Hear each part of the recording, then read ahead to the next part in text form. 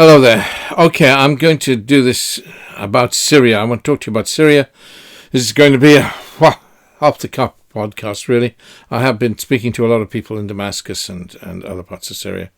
And it's a long time since I talked to you, and things are getting bad, have been very bad. This goes out on the 26th of July, and what have I been hearing? Okay, Damascus. This is a voice from Damascus, Sunni.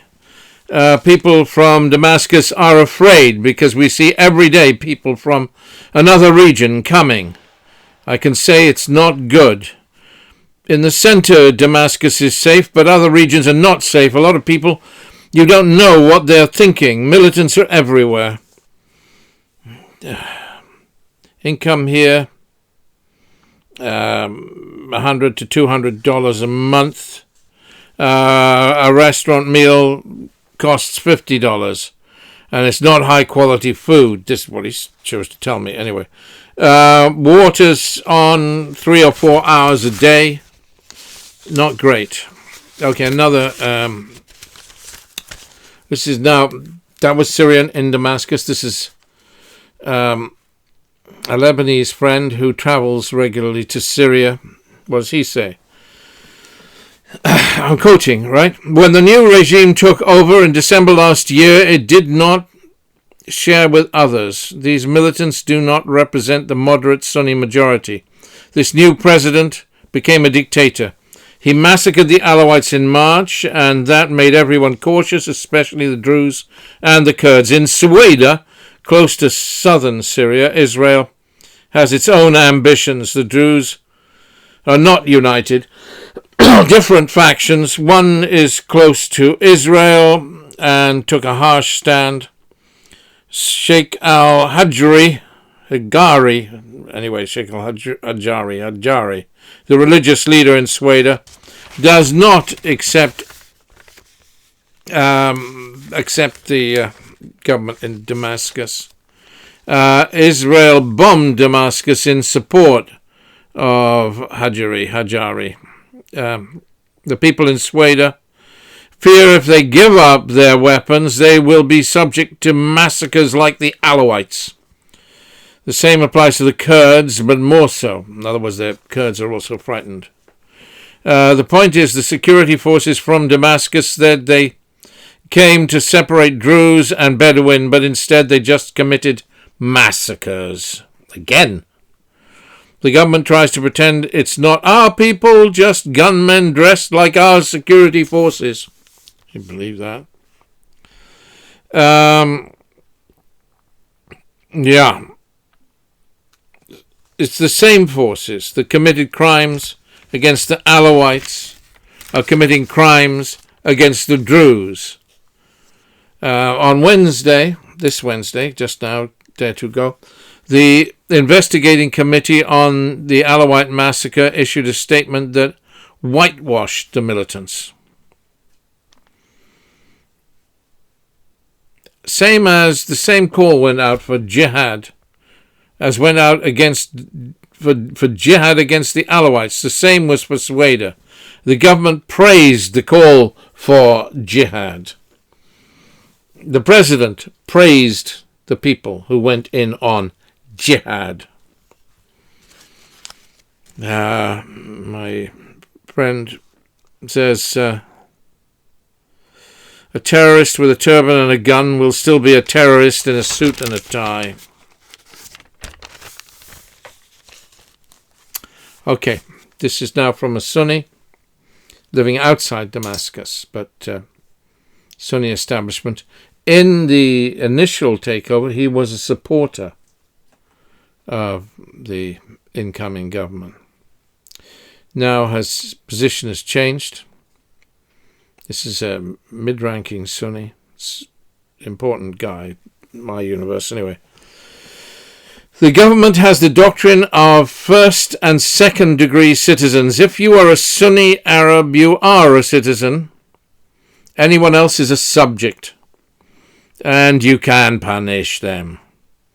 They are part of Dar al-Harb, the House of War. They have These people have expansionist ideas.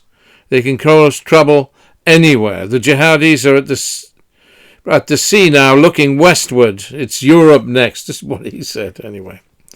You want stability in Syria at whatever cost? You want a weak government. The Arabs are not happy either. Whatever Israel did in Sweden, it's not great. A statement was issued about the kidnapped women in Syria. That at least is something good. From the United Nations, he means.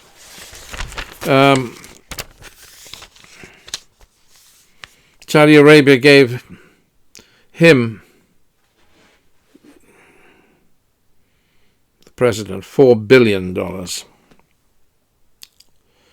Okay, another Sunni voice, another Sunni, prominent Sunni.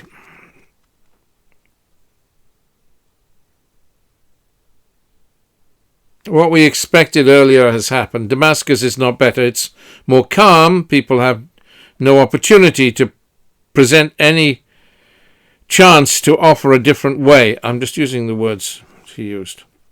Al-Shara family are transferring Assad family money and businesses associated with Assad to their personal accounts. Well, you can see that. There have been investigations into that. There's a Reuters report about it if you want to dig it out. And it will be another, I'm just quoting you his word, it will be another issue for Israel to make a settlement with these people because this group does not have a strong background. Now no action can be taken. There is no civil society. The prices in the market became better, but there is a problem with the financial track. The US removed sanctions, but it's difficult to establish SWIFT transfers because bank asks who you are. The system is not clear. A delegation from the central bank went to Turkey. They couldn't agree with the Turkish, trying to get the Turkish to handle SWIFT transactions for Syria. Okay, look, that's slightly, I mean, he's got it slightly wrong, but I'm telling you what he told me. In fact, Congress has yet to fully lift the sanctions on Syria. That's a cruel, blunt weapon, isn't it? Sanctions. Only the West can be so cruel. Punish the people, not the government. Buggers, we are. We're still, so back to this Sunni voice. We're still importing oil from Russia, and the price of oil, petrol, and so on, heating oil, is too high. Here's a curiosity. The HTS, he means Hayat Tahrir Sham, in other words, the government, made 3 agreements with the Gulf about their ports. It's given Latakia port to Abu Dhabi, Benias port to Abu Dhabi, and Tartus port to Dubai. So they're selling. But how it will work, no one understands. But the electricity network has completely collapsed. The transmission wires between towns need to be replaced. The government now is just signing contracts and selling any assets it can sell. All the border and port officers received from Dubai World received Rolex watches. Okay, this is what he said. All the border and port officers received Rolex watches from Dubai World. So, I'm quoting him, it's a similar situation to Assad. Meanwhile, other groups like foreign jihadists are developing new proxies. There are new camps. These people have a mental health problem. They grew up on smuggling and illegal work and never been socially mixed with normal social society. Syria now requires a strong officer, this is Sunni mainstream view, who can support civil society and return Syria to a normal state. So Syria, these people are looking for a revolution against the revolution, a counter-revolution by somebody strong who will deal with this madness. Now, even the Sunni majority are excluded from the government. He's one of the Sunni majority, so he says that. Okay, another perspective. So many perspectives here.